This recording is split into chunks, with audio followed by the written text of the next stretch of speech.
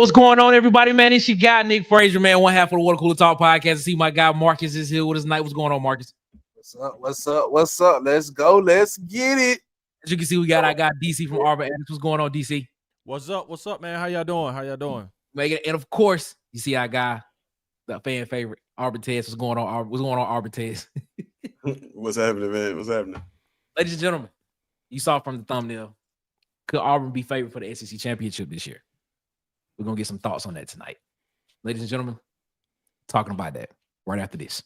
Let's go. Boys and girls of all ages, you're tuned into the Water Cooler Talk podcast, the biggest podcast in the world. Yeah. You are now tuned in to Water Cooler Talks, covering everything you love about college football, especially everything going down in the SEC conference. So, if you love college football, you need to lock in. And now, your hosts, Nick Frazier and Marcus Fitzpatrick. Yo, what's going on, everybody, man? Welcome around the Water Cooler with you guys, the Water Cooler Talk podcast. It's Wednesday. Today is February 5th, man. We appreciate y'all so much for rocking with us here, man. We got a full house tonight, man, and we appreciate y'all so much for rocking with us, man. Before we get started, make sure you follow us on Facebook at the Water Cooler Talk podcast, on Instagram and TikTok at the Water Cooler Talk, on X or Twitter, whichever one you want to call it, at CoolersPod23, and of course, subscribe, like, share, and hit the notification bell button here on YouTube. So you know when we post videos, go live, post any pictures, any polls that we post on YouTube, man. We appreciate y'all so much for rocking with us here around the Water Cooler. As always, fellas, how y'all doing tonight? Great. Ah, man, y'all sound down. Y'all sound down. Living. I need the energy. Let's get it. Down tonight. Let's take a look at the chat. Let's see what the chat talking about. Auburn Dad, what's going on, man? He said, Warrior, what's up with you, Auburn Dad, man? Hope all is good with you, my guy. Well, I like to go to the SEC championship, but playoff is more important than having to play an extra game. Not really worth it anymore. Ooh. All right, I'm gonna start it because I want to come back. A question just popped in my head from that comment there, man. The Huggy Beard himself is here, man. We appreciate y'all so much for rocking with us here, man. Hope all is well with you, man. Nah, I disagree, man. The SEC title is essential to the Tigers being back. It'll reset the current culture. Okay. All right. Huggy. All right. Man, I see you, man. Yeah, man. Yeah, 7:30 on Wednesdays, man. We trying to move that back to 7. We trying to move it back to 7. So we'll see what happens there, man. Favorite. If I gotta use that pretext, nah. Besides, Auburn always plays better when they ain't favored. Okay. All right, okay, I see you, man. Auburn Dad, nothing much, just living, Huggy. Hope everybody talking. Bubba. Everybody in the chat. Bubba and the old man. What's going on, Bubba, man? Nah, you good, man. You made it. At least you made it. That's all that matters, man. King Richard, man. Warrior Eagle to you, my guy, King Richard. Hope all is well with you, man. Excuse me. Yeah, man. Shout out to everybody here, man. We got everybody around with us tonight, man. I can't. This is great, man. Couldn't let y'all get through a whole week worth of streams without. Oh, okay. Gotcha. I had to look at that because I was like, okay, wait a minute. I got you. I see you. Appreciate you. Yes, sir. Huggy definitely on one tonight. Legit just thought the O'Reillys I was in was getting jacked. Went straight to 205 in this joint. You was in O'Reilly? Like the car place, O'Reilly? Yeah, the car place O'Reilly. That's the only one I can think about. That's the only one I can think of too. I was thinking of okay. I was thinking of a food place, but nah, never mind. We good. King Richard. Let's see. Yeah, that's who it was. Oh, Charlie. This is what I was thinking of. Never mind. Wrong thing, wrong place. King Richard said, I won't go as far as favorite, but I think we should be in the talks about playing for a conference title. But that pedestal, I put AU on. Okay. Not favorite, but it should be in the talks. I agree. Said DC needs energy. Humans tight losing their mind over Black Panther, man. No, bro, I got to deal with tight before I came on here, bro. I'm like, I got to reset, bro. Them cats be wearing me out, man. I'm serious. You need some of that vibranium. That's what you need. Some vibranium. Huggy, y'all be wild, man. Y'all be wild and Huggy. I'm for real, man. Y'all be a lot, man. Oh man, that's interesting, man. The king of the comments said the real king is here. We need to win it all. All right, then. That's what I'm talking about, man. Yes, the gang's all here, man. That's what I'm talking about. Bubba comes in and says, not even close to the favorites, in my opinion. Dark horse, maybe. I expect a log jam around 10-2, 9-3. Man, that's interesting, man. All right, let's get to it, fellas, man. Everybody saw what the comment stated.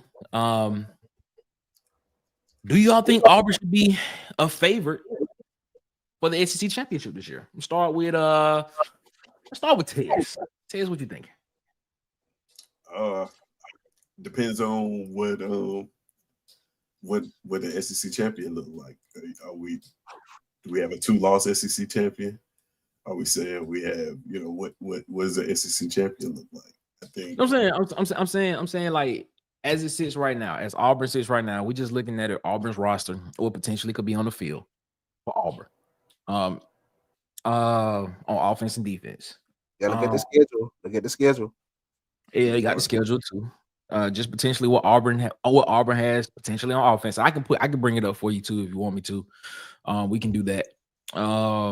Just put together a little something here just to see what potentially it could look like.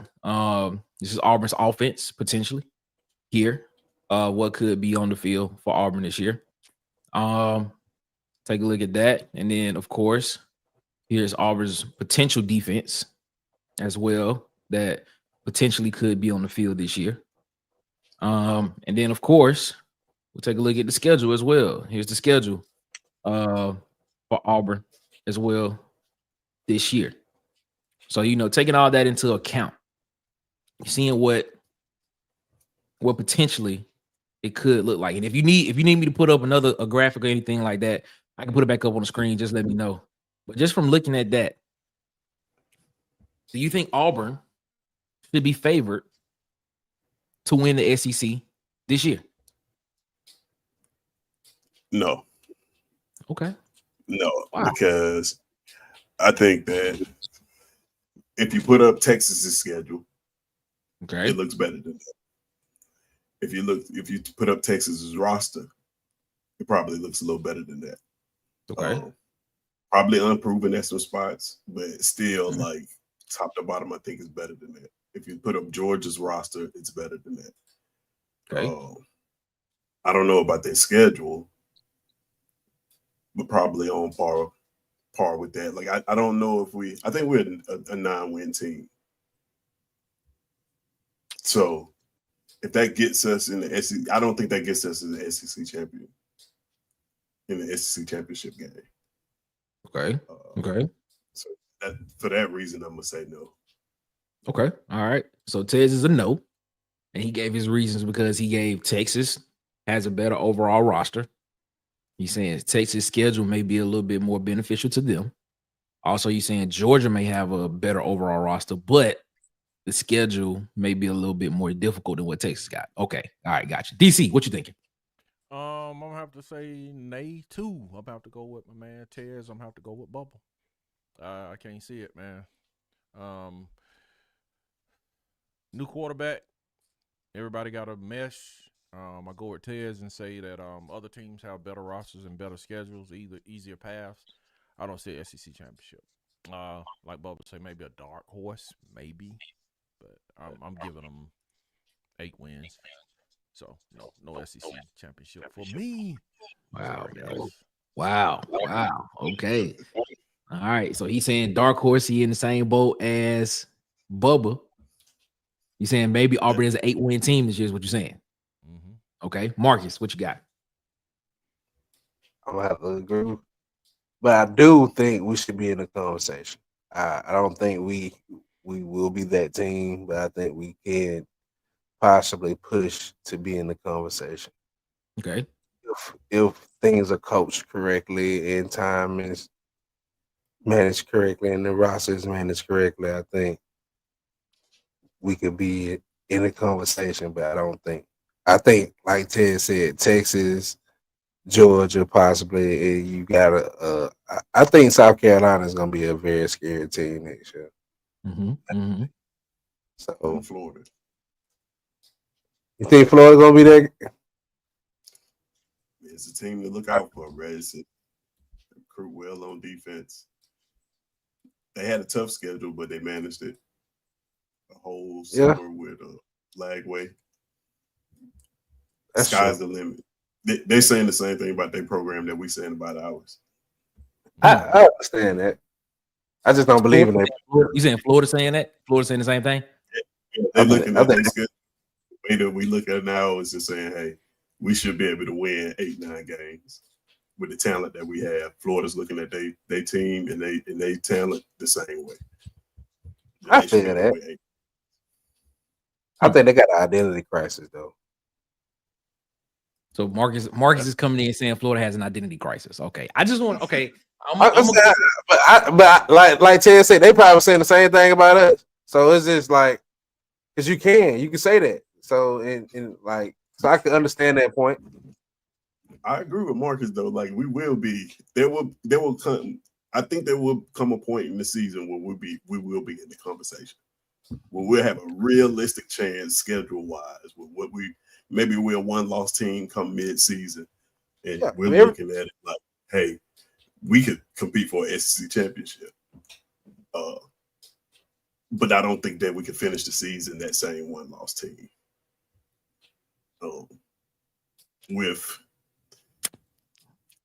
losing all our production on offense. Like I'm optimistic about the offense, but I had to be honest, like we lost all our production on offense. Jarquez 1,200 yards out the door. Our top receiver, he's gone almost 1,000 yards. Quarterback, as much as we hate him, that's 2,700 yards, 21 touchdowns gone. And every part in the skill position we're replacing is going to be new. We have a veteran offensive line, which is rare, and I'm optimistic about that. But I got to see it first. In 9 games, I don't think wins the SEC, and I think that's where we're going to be around 8-9 games this year. Well. Wow. I was not expecting that. I was expecting at least one of y'all to say we would be favored. I'm just gonna be honest with you. I was expecting one of y'all to say we will be favored. Well, guess what, ladies and gentlemen?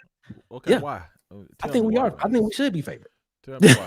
Yeah, I'm gonna be honest with you. Why? I think we should Please be break it favored. down. Yeah, I'm gonna break it down for you. Of course, I'm gonna break it down for you. This is the reason why. All right.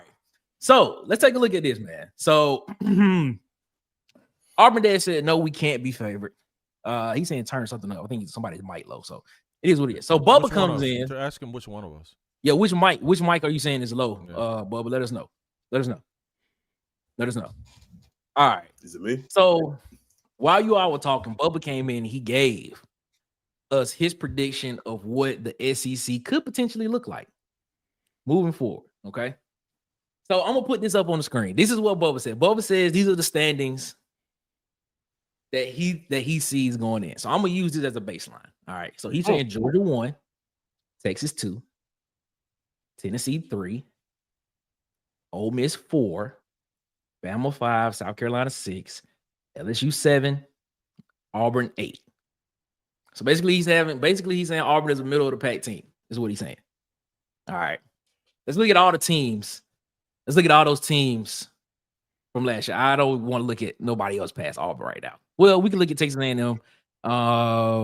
Potentially look at Vandy because Vandy had a better record than us last year. Arkansas had a better record than us last year. Oklahoma definitely had a better record than us last year. So let's look at our roster and let's look at what these teams potentially have coming back. And tell me why and tell me if this makes sense to you all. Okay. Hey, Nick, can I point out something real quick? Go ahead. I'm looking at the list. Mm-hmm. 4 through 9 can be 3 lost teams. Well, you just took my point, but go ahead. I'm sorry. No, go ahead. No, go ahead. That's you good. Go ahead. Go ahead. Finish your thought. But that's what that was my thought. I'm looking at it like 4 through 9 could be 3 lost teams, and that's why I said we could be in the conversation. That's why I said we could be in the conversation. Here's my point. Favorite. Yeah. Go ahead. Yeah, that's a different conversation. That's a different conversation. Here's the point. You look at Georgia. The same questions that we having about Auburn, Georgia's having the same questions. They're breaking in a brand new quarterback. They're breaking in guys on the defensive side of the ball that's going to be young and playing. Texas, probably the most complete team coming back, but they're losing a lot of stuff on the defensive side of the ball. Texas is breaking in a new quarterback. Tennessee has Nico coming back, but their offensive line is going to be retooled. Their defense is going to look different as well. Ole Miss is breaking in a new quarterback. Ole Miss is breaking in new guys on the defensive side of the ball. Bama, we all see what's going on at Bama. We don't know who the quarterback going to be at Bama. Right, you know what I'm saying? Right, don't see what's going on, but go ahead. You know what I'm saying? I mean, I'm just being honest. If you look at this, everybody that he has, that Bubba has, I mean, this is his rankings. Everybody that's in front of Auburn, with the exception of probably South Carolina. Probably South Carolina is probably the most for sure thing that you can say right now in the SEC. LSU, you only have Garrett Nussbaum coming back. The defense is not going to be, they're breaking in a new defense. So the same questions that Auburn is having, all these other teams are having, especially at the most important position, which is quarterback. Now, you look at our offense last year. 2,700 yards from the quarterback position. Didn't play a game and a half. Could have been a 3,000-yard passer. If the ball bounced a certain way in certain games, Auburn could have won 8 games last year. I wholeheartedly believe that. I believe all of us on this panel think that Jackson Arnold is an upgrade from Payne Thorne. And the reason why I feel like he's an upgrade from Payne Thorne, I'm not saying he won't make mistakes, but I'm saying when he makes a mistake, he won't come back and compound on those mistakes that he made. I think Jackson Arnold is a gamer. I'm just going to be honest with you. So what's to say based on that? And then on the other side of the ball, on the defense side of the ball, we already saw what Coach DJ Durkin and the defense did with young players last year. I think we played the most freshmen and sophomores on the defense last year for any team in the country, or we was like in the top 5 or something like that for playing the most freshmen on the defensive side of the ball. Yeah, so I'm looking at this. I'm looking at this, and I'm looking at the rest of the conference, and I'm looking at what they're having to replace and what Auburn is replacing. And then I'm looking at what we did replace our guys with. We replaced Keandre Lambert-Smith with Eric Singleton, who over the past 2 seasons has been a 1,400-yard receiver, 1,500-yard receiver over the past 2 seasons. Replaced him with Horatio Fields, who's been a touchdown machine in the red zone. You got Cam Coleman coming back. You got Malcolm Simmons coming back. The only question that I have on the offensive side of the ball is potentially tight end and potentially running back. But the only reason why I have that question is because we haven't seen Damari Austin and Jeremiah Cobb do what they've done at a sustained level continuously for a long period of time. Okay. You went out and shored up the offensive line. You went out and got Xavier Chaplin at left tackle. You went out and got Dylan Wade, you got Connor Lew, you got Jeremiah Wright, and now you got a battle potentially between Mason Murphy and Xavier Miller at the right tackle position. And then on the defense side of the ball, you got Blockton and Travis coming back that played last year. You got Keldrick Falk coming back, who potentially could be a defensive player of the year candidate for the SEC. You got Keyron Crawford, who got major playing time last year. You look at the secondary, you got Jay Crowder, who got major playing time as a freshman last year, freshman All-American, if I'm not mistaken. Caleb Harris, freshman All-American. Champ Anthony, if he recovers well, he's coming back. I think Strata is going to be the other guy on the other end. The only questions that we really have is the linebacker position. But you got DeMarcus Riddick and Robert Woodyard, who got playing time last year as well. Behind them is the problem, the depth. So explain to me, after explaining that, tell me why Auburn isn't favored to be the SEC champions based on what you see in front of them, based on this ranking right here. That's a legitimate question I'm asking y'all. And whoever want to go first, go. I'm thinking because I'm literally taking 1 through 6 with Bama being a toss up, man. I'm 1 through 8. I mean, with Bama being a toss up, and Auburn. I think Auburn would lose to all of those teams. Okay, hold on. I'm gonna ask this question. With them having the same problems and the same questions that Auburn is having right now, so you think Auburn would lose to Tennessee? Yes. You think Auburn would lose to Ole Miss? We talking about a neutral site game? Yes, I would think they would lose to Tennessee. Yes. Okay, all right. I can't change your mind on that one, but okay. Yeah. All right. Hello, question. Hello, DC. What makes you say that though? Because Tennessee, number one, they have a 3-year quarterback starting that took them to the playoffs last year. Fact. You know what I'm saying? Of course, they lost on the road to Sure. Oklahoma. That was a tough task for anybody. I'm talking about anybody to go in there in the shoe and try to beat that team. So Tennessee was a playoff team last year, dog. And Yeah, but but they bringing that quarterback back, man. yeah, but they losing a lot on the defense side of the ball too. I get you. I understand, but that's the reason I would take them, man. I would take them because the headedness they're gonna have at quarterback, man. They're gonna be having a very experienced quarterback. So you gonna take Ole Miss over us too? Yeah, right now, yes, I would take Ole Miss over us, and then this is a simple word: coaching.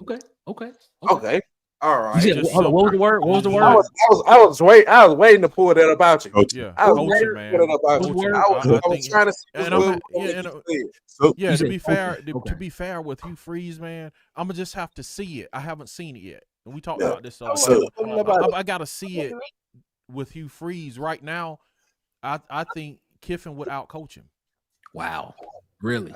I was Yes. waiting. From I was what I waiting to see see with my eyes, that DC. from I what was I waiting- see Nick. with my eyes, bro, it ain't even a question. I was waiting to see that DC. All right, Taze, go ahead, Taze. Yeah, so I was about to say kind of to piggyback off what DC was saying. I was looking at the list and thinking the one thing that a lot of these teams have that we don't have is proof of concept, right? So like you get Georgia, though the quarterback is unproven. Kirby Smart. Last year we saw them play with a quarterback throw for over 3,000 yards. Nobody could catch the ball. The offense looked miscombobulated. They still threw for a bunch of yards. We saw them throw with Stetson Bennett, who nobody believed in as a quarterback. He got his opportunity to shine in it. They're going to put the offense on the field that's going to be good enough with that defense to be at the top of the SEC. Texas the same way. We see the proof of concept they have. Arch Manning, he's going to be new. He's unproven. We don't know, but we've seen them do it, and that receiving core is going to get better, and they have a bunch of them. Tennessee, same way. Like you said, returning the quarterback, we've seen it happen.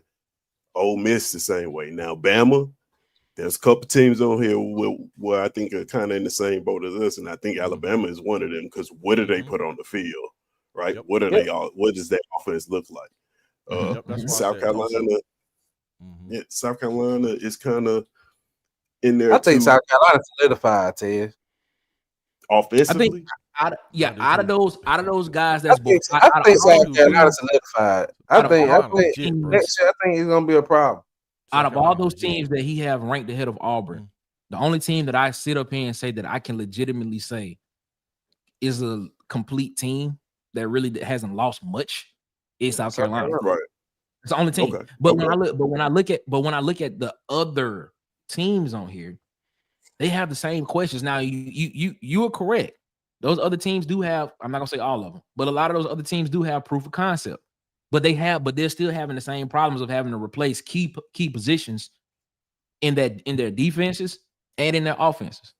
So I just kind of, True. if you're looking at it from that perspective, just comparing apples to apples or oranges to oranges, whichever fruit you want to use. Why isn't Auburn? Why would we not have Auburn favored as Like a favorite? DC said, Is this the Auburn PTSD that we all that I say that I have as an Auburn fan? man, I'm just I think saying, it's I just- gotta go back. I think it's just a favorite. Just a favorite, Yeah. just the word favorite. Okay, It's just the favorite. Like you're saying that we are the favorite out of all these teams to win the SEC, and I don't think we are. okay. Do I think we can? Yeah, absolutely. But I don't think we're the favorite. Okay, so let me ask you this question: Should Auburn be in the top 5 of the discussion of guys that should be that should be in the SEC championship race. Yeah. Like when we was looking at that list, when we went up to when I started that list with unproven teams, I think Bama came in at what 6, 5, somewhere around there. I believe it was. Yeah. Yeah, that's right around where I think we should be. Realistically. Okay. DC, what say you? I saw you shaking your head when I said that. I'm thinking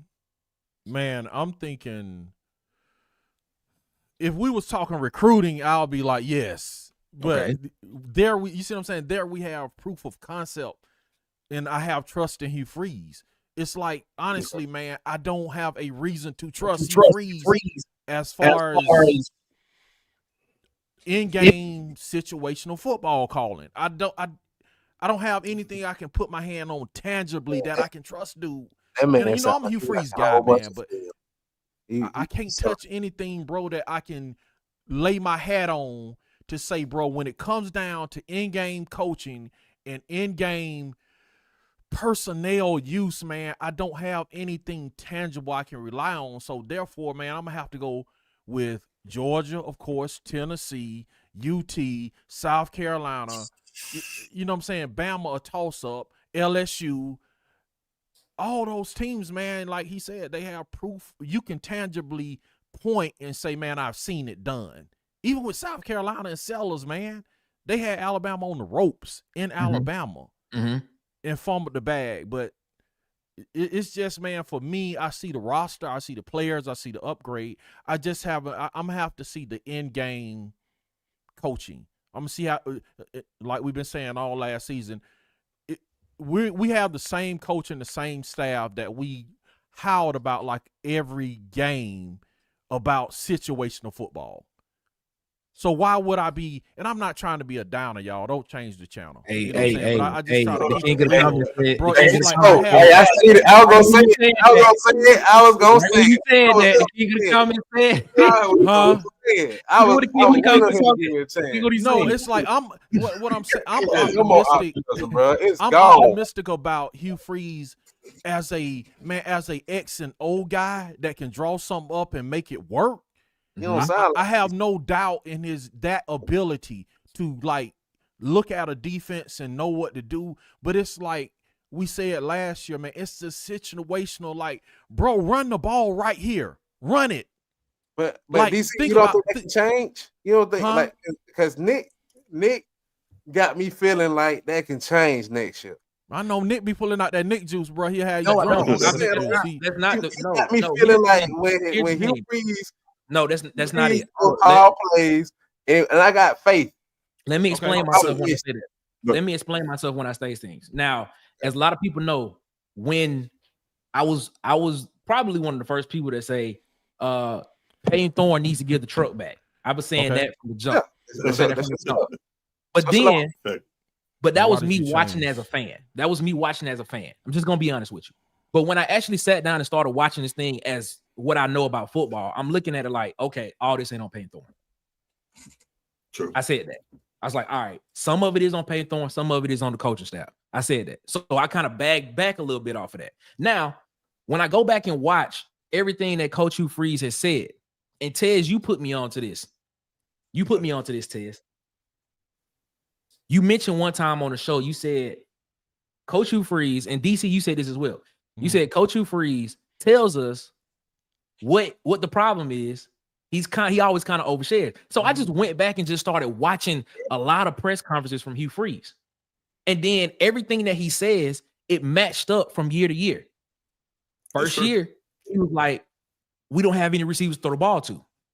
Okay, this past season, you go out and you get 4 receivers, and then Payne Thorne's attempts go from 265 to 317. Okay, all right. Then you say, well, we need to get a quarterback that's not going to throw the ball to another team. Okay, early in the portal, you go out and get a 5-star plus guy from Jackson Arnold, and then you say that this guy was not used properly at Oklahoma and that we have a plan for him. And every pundit in college football, every college football analyst says that Jackson Arnold is that type of talent.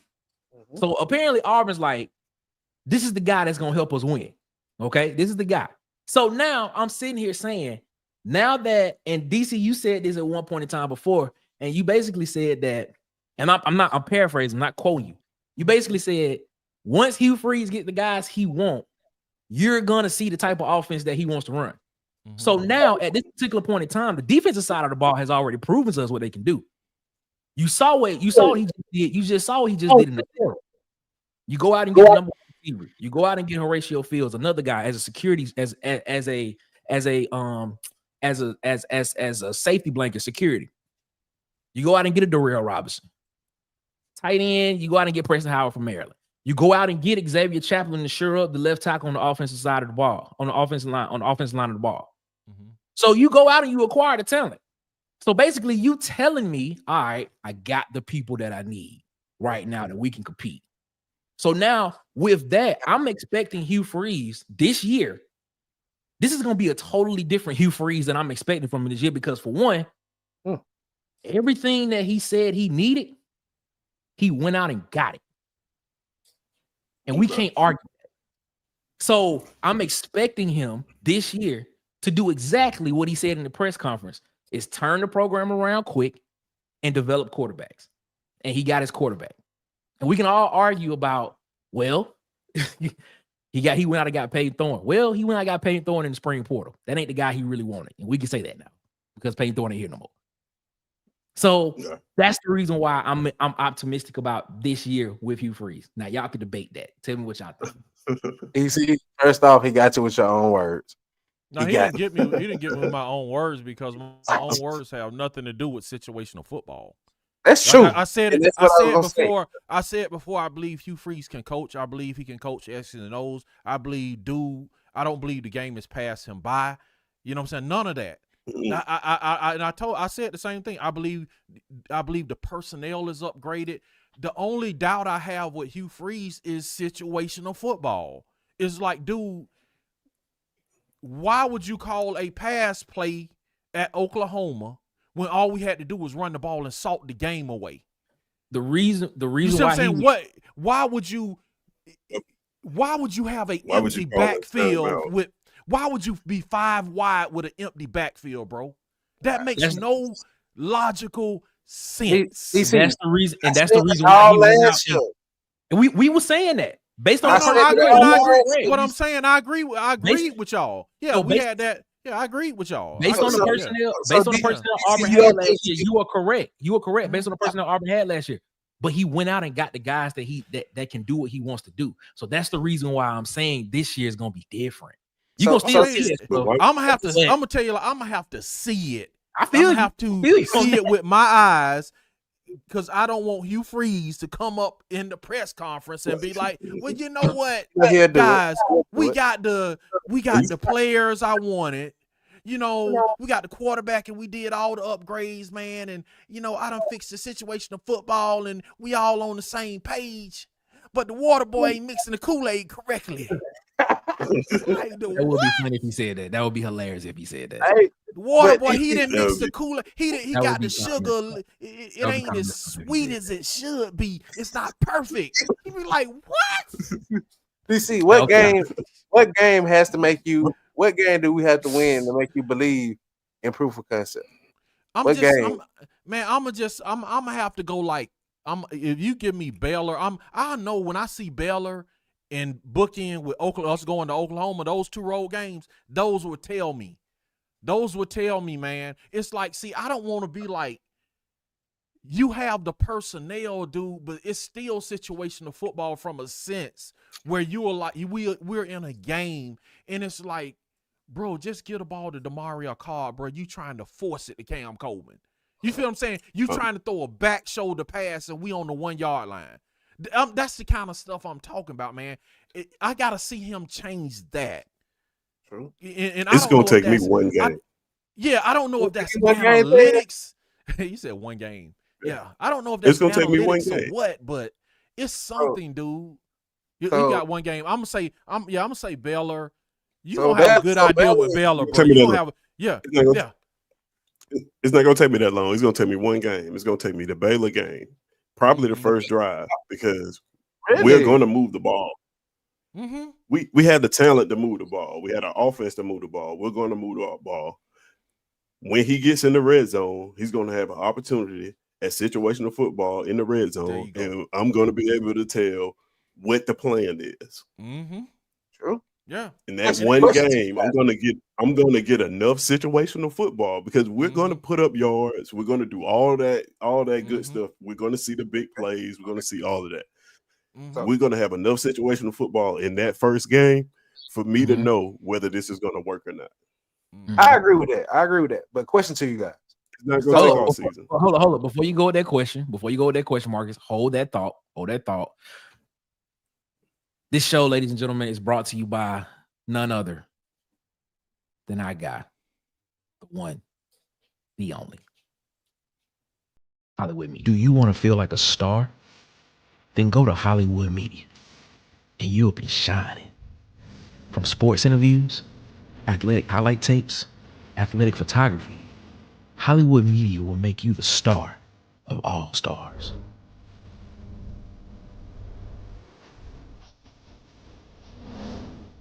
Feel like a star on the most important days of your life, from college graduation to saying I do to your forever person. Let Hollywood Media make your event star-studded. Subscribe and follow on TikTok, Instagram, and YouTube at Hollywood_media. And follow on Facebook at Hollywood Media with 2 A's. Hollywood. Shout out to I got DJ, man. Want to feel like a star? Follow him on TikTok, Instagram, and YouTube at Hollywood_media. Follow him on Facebook at Hollywood Media with 2 A's. They want supporter of the Water Cooler Talk podcast, man. We appreciate you so much, DJ. Shout out to you. Now, Marcus, there you go. Shoot. Well, my question to you guys is: y'all don't think that is no possibility to bounce back after the Baylor game if we were to take a loss? No, I think we can bounce back. We got 2 cupcake games after that Baylor game. I mean, if we lose the Baylor game because we got the ball on the 15, 3rd and 1, and he decided to go 10 personnel and throw some pick six, then that's not going to give me any like, you know what I mean? I'm not going to believe he can bounce back. Then that becomes character, right? At some point, if you keep doing I agree. Here is where I think a lot of people are missing the point. If you look at what Coach Hugh Freeze's offense, what he wants to do, he wants to spread the ball out. RPO action, he wants to throw the ball. So by him going out getting these type of receivers, already saying that it really doesn't matter about the total yards, it matters about the average that I'm getting with the run. I think we're looking at this from what Auburn used to do with other coaches and not looking at what this guy has done before. He wants to throw the ball. We're going to see a lot of fade routes in the red zone. He told us this. And I'm just I just went back and watched it, and I'm like, he really telling us what he want to do. I need to go get guys that can catch the ball. So my thing is, you're afraid of because you've never seen it at Auburn. But if you go back and look at what he did, if you go back and look at what he did at Ole Miss, it worked. He progressed by 1 game every year except for his last season there, and we all know what happened there. So I'm telling you, I'm looking at what he's doing. I'm looking at what he did there. You look at what he did at Liberty. He had a 1-10-win season. The other 3 seasons were 8-win seasons. But in the red zone, I think Ted said this, that you think that you're gonna see a lot of Jackson on a run. I feel like you're gonna see a lot of slot fade to the back pylon in the end zone. That's first and foremost right there. That's first and foremost, right? That's what you're gonna see. So, and him telling us he needs to go out and get receivers that can catch the ball. Well, first he needs to go out and get a quarterback that doesn't throw the ball to the other team, and then go out and get receivers that can catch the ball. He's telling us what he wants to do. So we have to, as Auburn fans, realize, look, some plays, some stuff is going to be like, oh man, why he do that? But then other times we're gonna be like, man, that was a great call. That was a great call because it worked. And I feel like it's going to even out in the end. So we're gonna see some bad. We gonna see some areas where we're gonna be like, man, you should have ran the ball right there in that particular spot, or you should, or there should have been a better play call for that particular spot. And then we're gonna see plays where we be like, shout out to Hugh Freeze or whoever called the play. Shout out to y'all, man. That's what we need. It's the problem I I don't have, think man. we get some plays this year. What you said again, Marcus? So I don't think we should be guessing who calling plays this year. Yeah, that too. Oh, that's true. Yeah, but my thing is that, like, man, the thing I can't take is I can take if you're not calling the game like I want you to call the game, but it's working. I could take like the Missouri throw and Peyton throwing through the ball and the ball went through right and the receiver just dropped it, went right through his hand. I have no problem with that. My problem is, man, when you see it's not working, but you keep trying to do it. You follow what I'm saying? It's like, okay, the slot fade is not working, bro. Why are we in the 6th game of the season and you're still trying to throw this fade and the guys can't perform what you want them to do. You got to make a change, man. You got to change situationally and say, okay, bro, we can't throw the fade. We're not capable. Let's do something else. But it seems like sometimes it's like, bro, it's just like we're gonna throw this fade till I get fired. Yeah, I feel where you're coming from. No, I feel where you're coming from, DC. No. I feel where you're coming from, DC, with that. That you make perfect sense saying that. But I'm gonna just keep saying it. He kept telling us he had to get the people to be able to do that. So you got the receivers. But we don't. What I'm saying is quarterback that can do it. But we don't know he thinks he has it. What we're saying is this the same thing is we're assuming that he has it. Cause he could get in the season and be like, yeah, man, Perry ain't progressing like we thought he was gonna progress. And that's why you got Horatio Fields. That's why you got Horatio Fields. But that's what I'm saying. Horatio ain't picking up the offense like we thought. He missed the assignment and went left, and he should have went right. And you like, dang, Horatio ain't picking up the offense, man. Shout out to Brian Douglas, man. Shout out to Brian Douglas, man. Shout out to you, my guy. You know what I'm saying? So it's just like, I'm just saying at this point, everybody thinks he does until we know he doesn't and get in the season. And then it's like, that's true.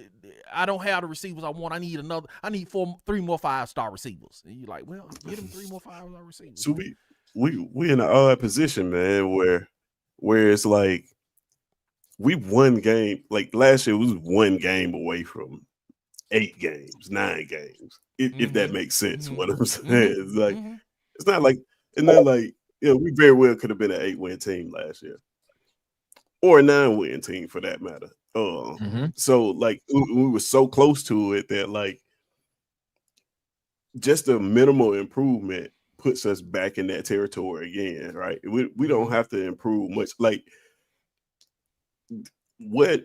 statistically, we were good enough to be the team that is favored for the SEC championship. Like, top 4 quarterback, we're top what were we at receiver? As far as individual performance, Keandre Lambert came in what 2? Number 2. Yes, Jarquez was what 2? To he was second in rushing in the SEC. Yeah, I think so. Yeah, so man, production wise, we right there where we need to be. Like, the only question is situational football. Like you have to when I see a coach call a timeout with 2 minutes and 5 seconds left on the clock, and we need that timeout, and it's like, what'd you call that timeout for? It was unnecessary. It just it felt like when you playing a video game and then you throw the ball, you catch it, you don't expect to catch it, and then you just start mashing timeout, and then you realize like, I could have just let the 2-minute warning come. You know what I'm saying? Like those are the things that I cannot have from him. That doesn't give me confidence that you know what you're doing in situations. That makes me feel like you get nervous when those situations comes up, and you just try to do things outside of yourself. Like, I want to see a clear plan. In fact, it would be awesome if during the spring game they didn't show us nothing but red zone. Please, That'll be please, That'll be really nice. please, This just shows practice on that. nothing but That'll be red really zone. nice. That's what I agree with you that Ted. That'll be really nice. Please. That'll be really nice. That would be really nice if we just saw red zone because That's it. I don't see nothing else. 0.05% in the red zone this past year. It's not gonna cut it. Yeah. Not gonna Horrible, bro. not gonna cut it. Well, yeah. All So right. y'all ain't optimistic at all. I'm I know you are. Nick. I'm just saying my other fellas because DC we were screaming this all last year, Mm-hmm. and last year you told us when he get his pieces, Mm-hmm. we should be patient. Shout out to That's- Harbaugh. Shout out to Harbaugh. That's funny. That's He funny. told us to be patient. See, Mm-hmm. and now he got his pieces, and I just don't want no more excuses. So, Bro, like- a component is still, bro. Play calling, which I like. I said I have faith in Hugh Freeze. Just the X and O part. Feel what I'm saying? Just the X and O, drawing it up. If I want to match wits against wits, that part I'm confident with, dude. Okay, the personnel, I'm confident with the personnel. Okay. The other part is the situational football, man. That's the other part that I. Okay. You know what I'm saying? And Okay, hold up. Watch this. Y'all convinced me of this. I'm listening. You see what I'm saying? Y'all convinced me of the Oh, you situational football piece. So that's why I'm right. So it's like now you blaming me for holding it. So No, y'all I'm holding it. saying like That's what I'm saying. And now I'm holding it now because y'all showed it to me and pointed, and I'm like, okay, y'all right about that. So, bro, that's the only part that I'm concerned with. That I gotta see it. But here's Gotta see it, man. here's what I'm saying though. A lot of that situational football was on players, and some of that was on coaching as well. So what I'm saying is him going out getting the guys that he foresee that can do it without having any pressure of just having to grab a guy per se. Now we can blame him and say last year you had a chance to go out and get another quarterback. That's a whole different conversation. And you decided to stick with Mr. Thorne. But now you evaluate it. You went out and got your guy early. You got him super early, as a matter of fact, in the winter transfer portal. And you went out and got the number one receiver, a big play receiver in the red zone, and you went out and got a left tackle, and you went out and got another running back at that position. I'm sitting here saying a lot of that situational stuff is stuff that you would call. If I look at this as if Jackson Arnold was there in that position last year, would he have made the play? We don't know the answer to that because we'll find out this season. Is my question. But it seems as if this is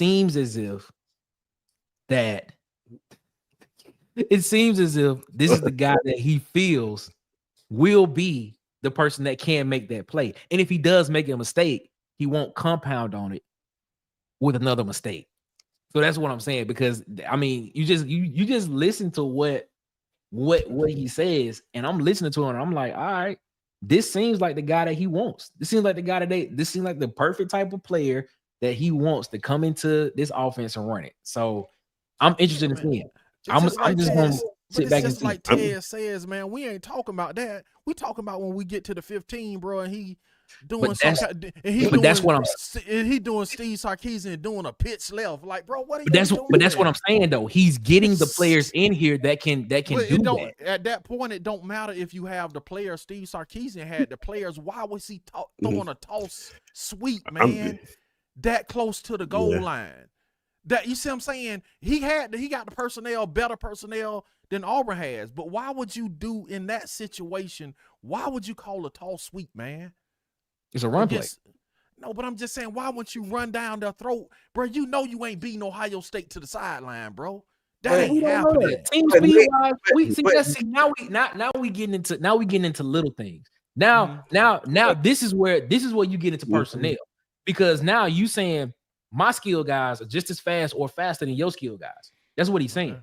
So I think is this. So that's what I'm saying. When you get into that situation, you basically saying, all right, last year my guys won this better, but my type of play calling, this is what I do when I get in this situation. But my guys, they Your guys may be just a little bit faster than my guys. This year, we compete. My guys are just as good, if not better, than what you got on the other side of the on the defensive side of the ball. So that's what I'm saying. When you get in a situation if you see these same type of plays being called, the athletes on the field are going to be different because they're going to make plays. That's what I'm saying. That's what I'm saying. All right. Well, So, with man, that being said, then Nick, with that being said, that means if he loses one of those pieces at any time, can he coach with the roster being as it is at that point? That's the reason why. He That's the reason why. he should be able. That's the reason why if you lose a Malcolm Simmons, you got to Eric Singleton. That's the reason why if you lose a Horatio Fields, there's a Perry Thompson behind him. You know what I'm saying? There's a reason why you have that. That's the reason why he went out and got those type of guys.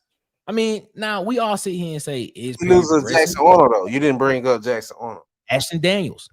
I mean, I think everybody is really forgetting about Ashton Daniels, bro. Like, come on, man. Like, let's go look at this man tape for real. And I know Bubba gonna disagree with me on this, but Ashton Daniels can run all. He can run his offense for at least 2-3 games. He can do that. And out of them 3 games, I think he can get us 1 or 2 wins, depending on where we are in the season. But Ashton Daniels, I mean, and Coach Hugh Freeze even said it himself. He said it, man. He wished Ashton Daniels was here during the spring so people can see it. I mean, Man, I think you have a question for it, but he got an answer for it. I mean, I'm just looking at what he has done. That's all I am. I'm just looking at what he has done so far, and he has a question for everything. If I lose Jackson Arnold, well, there's Ashton Daniels. I'm not trying to put too much pressure on Deuce Knight, even though we do that as fans, we do that.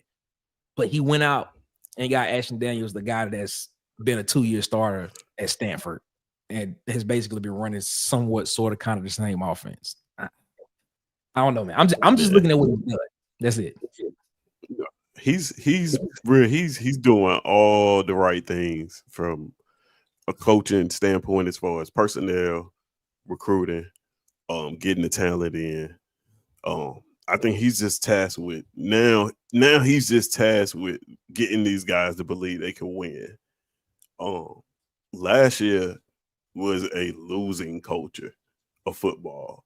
It wasn't so much of all the little things and like him being out coached. I think he just couldn't get a win.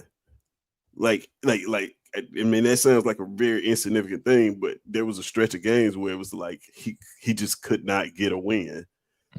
That can't happen. Even after I think, me personally, I think he shouldn't have never put Hank Brown in the game at all. I think complete season looks completely different if he just doesn't panic after the Cal game, sticks with Peyton Thorne the rest of the season. I think we have a completely different season. But what I'm saying is like right around that time, it was a losing culture established. We didn't look like a team that thought we could win those games when we got in those situations. From body language and everything, there was nobody stepping up and saying, hey, I want to be the one to win this game. I want to be the person to make this catch. I want to be give me the ball. You know what I mean? Like, oftentimes the only person that was playing out of desperation was Peyton Thorne. And he's not good enough to win you any games. So like he's got from now until the Baylor game to get these guys to believe that they can win games. Yep. Right. Yep. And that's what he's tasked with. If he can do that successfully, man, the sky's the limit for this team. But if that same coach, if it gets close in that Baylor game, and you see those guys with that same look in their eyes, yeah, like y'all know the feeling. Y'all watch them games too. Like we watching the game, we up in this game, and as soon as Cinderella clock hit 4th, it's just like you got a point. Completely different. You're gonna know in that Baylor game, like immediate, like in those situations, you're gonna know. You're gonna be able to see it. We're gonna be able to feel it. You can feel it through the TV. It's like, yep, we finna mess this up, and right on cue, fumble, pick. Yep. We gotta establish that. That's why it was so good to see those young kids coming there hungry. Like, man, we need to find somebody that wants to make the play, somebody that wants the ball on third and 2, somebody that throw me the ball, hand me the ball. Yep. Right. It can't be a mediocre quarterback. And Peyton Thorne, the one out here putting it, you know what I'm saying? How many times did he pick up third downs 3rd and 8, he diving, he getting third downs. Like, bro, that can't be the case. He's not Cam Newton. Those other guys got to step up. Somebody's got to step up and want to win these games, man. And that's what Hugh Freeze's job is from now until Baylor, is to find some winners. And I think to Ted's point, I think that's why you're hearing a lot about guys saying that these player-led workouts are going so well. Like how these guys are, the mindset is changing on the team. Like, is this team becoming more of a player-led team? You hearing that, because I think some of the best teams that you have, some of the best teams that win championships are player-led teams. You know, the coach is there just to guide you, you know, where you need to go. You know, we're gonna guide you to where we got to go. But a lot of those guys got to make up in their mind, and we do. And to a degree, a lot of stuff, like there are certain things that you can put on like coaching, like, yeah, bro, like that was not, you could have did something better in that situation. But a lot of the times, I say 50%, 50 times is between coaching, and then the other 50% of the time is it's the player. Like, what is the player's mindset as well? And so hearing the news of guys coming out of these only player-led workouts is encouraging to me, because it just seems like this team is ready to change the culture. So hopefully that's part of it as well. Well, I just gotta say, like, I feel where you coming from, Tez, but I don't feel like it was a discipline issue. I feel like it all relies on just the situational play calling, because a lot of times these young kids, that for a young true freshman to come in and say, I'm never gonna lose to Bama, that has to be a culture. So that culture was already set in that locker room. Hank Brown even said in his game that, you know what I'm saying, I'm coming in to win. That's his first start. So the culture was set.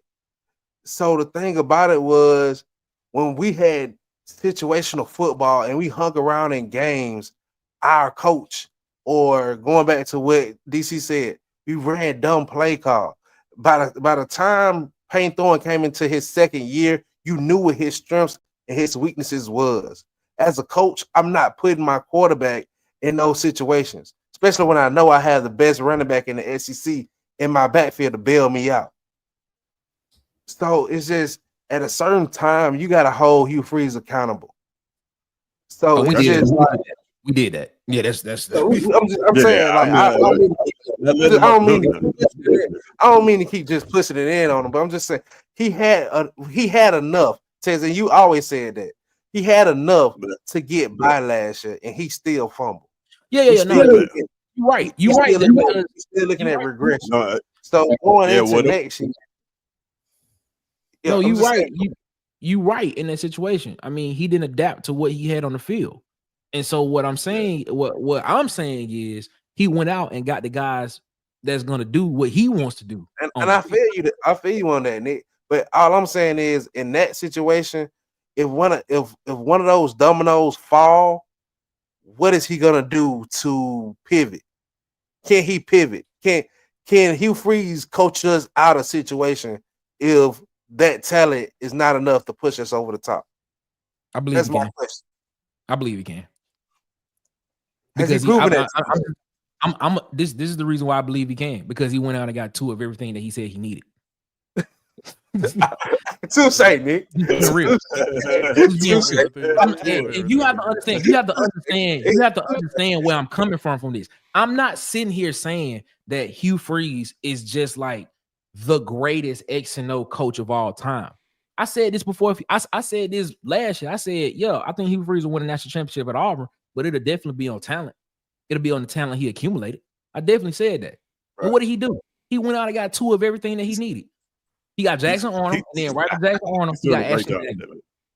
Yeah. 2 of the same type of quarterbacks. You got Malcolm Simmons and Eric Singleton, 2 of the same type of guys. You got Perry Thompson and Cam Coleman, and then when I got Horatio Fields, 3 of the same type of guys. Yeah. So if one goes down, what you gonna do? All right, step in. We're gonna run the same stuff. Did he get 2 of them situational football calling playbooks? No, he did not. I need him to get another one of them. I need to get 2 or 3 of them. You need to get 2 or 3 of them, Two man. Munkins. Yeah. I need 2 of them. But the thing about it is he gonna be able to do what he wants to do because he got a type. He got a type of player that he wants at each position. And that's and part of that, there's some genius to that. Basically saying, all right, I got this type of guy. I don't care who it is. As long as I have this type of quarterback and I have this type of guy, I should be able to complete at least 60 to 65% of what I want to do. And in football, that's pretty good. So with that being said, I'm putting it all like everybody else on the first game in Baylor. Because I thought he could lose this Baylor game and pivot. But Nick, you got me believing, all right, if we gonna see, we're gonna see. What you say, Ted? Depends on how you lose it. You know what I mean? I agree, man. Depends on how it looks. I agree. Depends on how you lose it. I agree. Now, let's say this game, we come out of this game is how do you feel if this game is a shootout? Then How do you feel if this is 42-45? You talking about the Baylor game? And we win or lose, Ted? Because he got to win a shootout. Win. He got to. I'm good. I'm happy. I'm high. If it's a shootout, well, I'm not. My Baylor put up 42 points on our defense, but we put up 45 points on offense. It looks amazing. How you feel about that? Because our defense is inexperienced at a key position.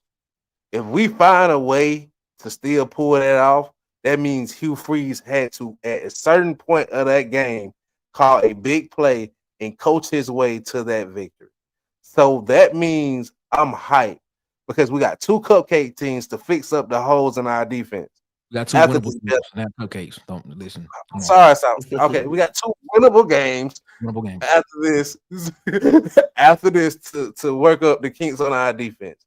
So that means when we go into SEC play, I'm very encouraged that Hugh Freeze has a good play call and a good concept behind what he want to do offensively, and all our defense has to do is make key stops.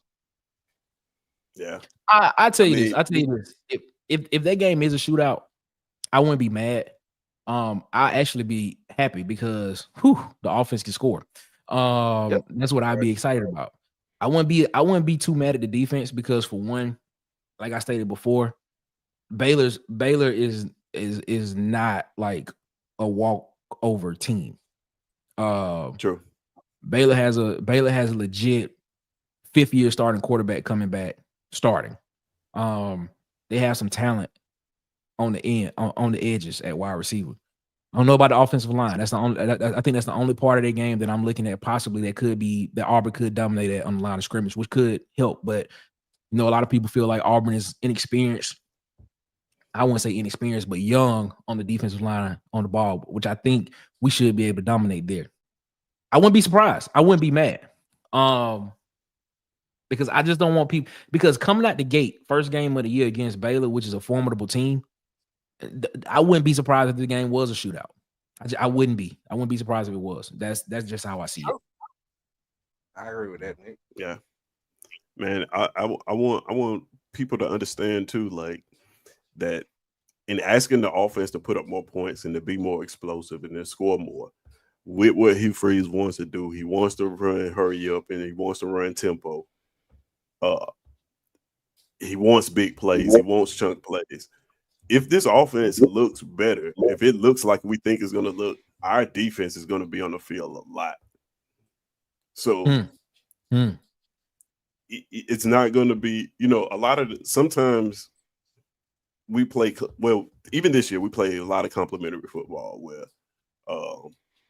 our defense was still on the field a lot. But a lot of times when you see teams with good defenses, they play complimentary football. Like defense holds teams under a lot of yards. The offense runs the ball control. They don't put them in a lot of position. Hugh Freeze doesn't want to play like that. He wants to get on the field, drive, hurry up, no huddle, score, then go sit down, come back, get out there, drive 4 or 5 plays, take a shot, score again. Right. And that's going to lead to our defense statistically probably not being what we think it's going to be. But still putting them in a lot of positions where they can rush the passer, play coverage on the back end. We should see high turnovers if the offense looks like what I'm thinking it's going to look like. But if he can't run that offense, he reverse the running the ball, then we'll see the defense that we saw last year.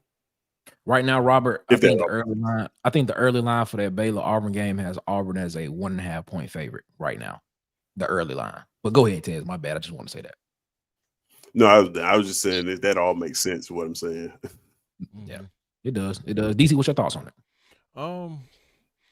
Man, I think back to what Tez was talking about. I think if they win a game with a 40-some point, it would be expected of me because I'm picking the defense, the interior of the defense to struggle in the beginning of the season. So if they did that, if they put up 40 points, man, I'm ecstatic. Yeah. I'm ecstatic, man. Because our offense, I think Ed Darby said, man, if we win, we can't win if we don't put up 21 points. We was just like, if we would have just put up 28 points in most games, bro, we would have probably won 8 or 9 games. If we would have just put up 28 points in a game. So to put up 42 on Baylor, man, I'm happy. And it would be probably where I expect the defense to be in the first game. To that point right there, I'm gonna go back up here. Sempra, he put up a point. He said Auburn had the stats of an 8-14. Auburn will win 8 to 9 minimum next year. If Auburn cleans up the red zone offense, special teams, and clock management by the coaching staff. Red zone. I would definitely say clock management by his own coaching staff. Special teams, would you put that on the coaching staff? Yes, absolutely. We got a new special teams coach though. Yeah, we do. We do. But would you put the special teams woes of him missing kicks on the coaching staff? No, I put that on a sick kicker. I put that on just a kicker being sick and To his credit, he went in home ec and found us a kicker. Like yeah, very true. Very true. It's the other stuff. That's the other stuff they did. Like Hugh Freeze was like, man, I'm tired of getting. He's like, we got so many penalties. From now on, all we're gonna do is just field the ball. Don't try to run it. Don't do nothing. Just field the ball. So that's how bad it was, man. For you to say we're not gonna even try to even advance the ball on kickoffs is crazy. So. Shout out to Semper for that comment there, man. We appreciate you so much for that. He says 8 to 9 minimum. So what do you think? What do you think Auburn? I know we're gonna ask this question. We're gonna ask this question. Like yeah. Okay, here we go. Hold up. Huggy Beer said, man, all right, fellas, I'm with you for one more square. Then it's bedtime for old Huggy. Shout out to Huggy, man. Gotta get that single up out of here. Boba came and said the issue wasn't just missed kicks; it was also poor kick and punt coverage. Yeah, I think that's what DC just mentioned there. Robert said, "Well, we have different plays for Arnold, so Walker White won't know them all."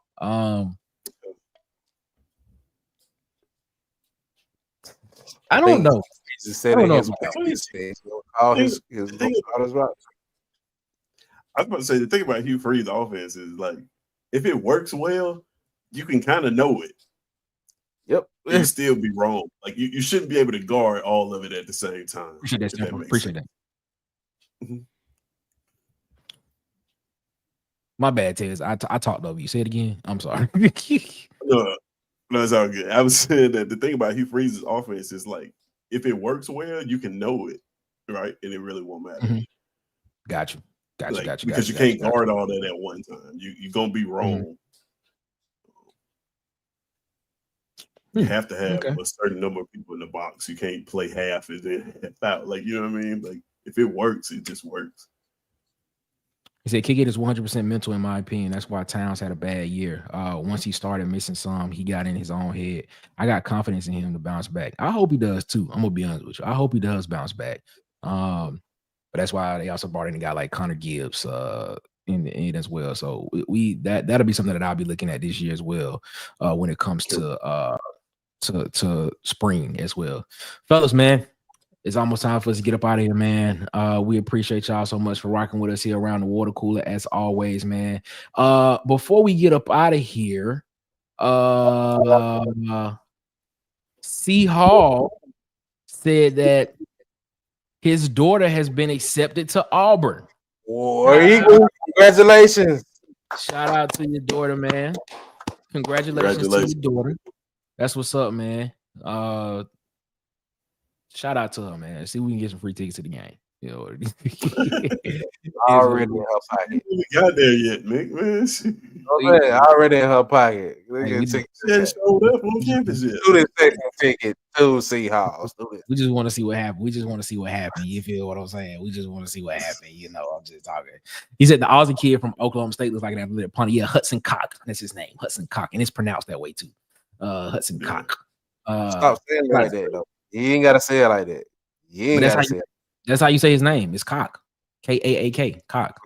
Just say C. No, I'm good. I'm gonna say what his last name is.